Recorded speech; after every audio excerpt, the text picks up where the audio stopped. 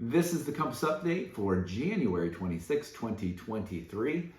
Today I want to take a moment and reflect on this last weekend's Promises of Faith convention. And I've had many of you tell me what a special time that was, how it, one said it like this: it was a great picture of how God has used us South in the past and how he's working in the present and what he's going to do in the future. And I've been thinking about that a great deal, and I've been moved. I've been moved by the opportunity we've had to refocus on mission, the fact that God has put us all here for a reason and a purpose. As Dr. Joe Maddox said on Sunday, that we're either the missionary or we're the mission field. And of course, we are all at times the mission field. We are the ones served. But the reality we know is that those of us who are following Jesus with all of our heart, we are the called out and chosen ones, set apart for mission. And so we're looking at the world around us and asking, what are the opportunities? What are the problems that I can step into and help with? We've been focusing on prayer, and I really believe this with all of my heart, that a great move of God is preceded by the great prayers of God.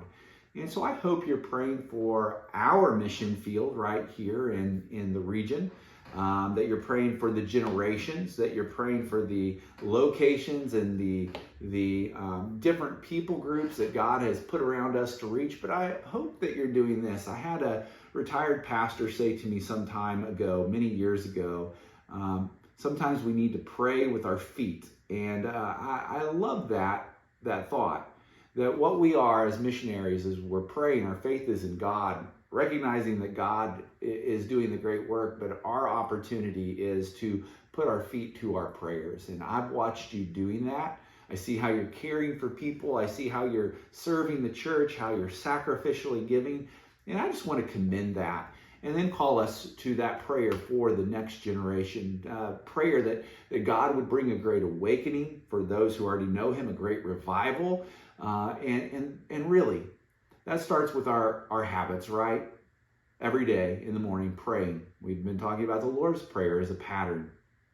And midday, really making that list. And this list is reminding us to get to know people who don't know the Lord or who need to be refreshed by the Lord. But really praying specifically, interceding for people. And then third and finally, these prayers of gratitude, to look back at the end of the day and say, God, here's how I saw you this day. I think this is going to reshape us, starting our day with God, having midday on the mission of God, and at the end of the day, looking back with examination and gratitude to say, God, this is how you were here today.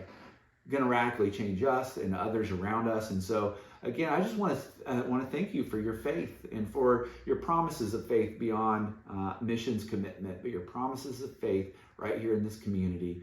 So do this. Think about who it is you're praying for at noon today, and then invite them to join you for worship this weekend, because worship is truly a witness of what God is up to. All right, we love you. We'll see you Sunday.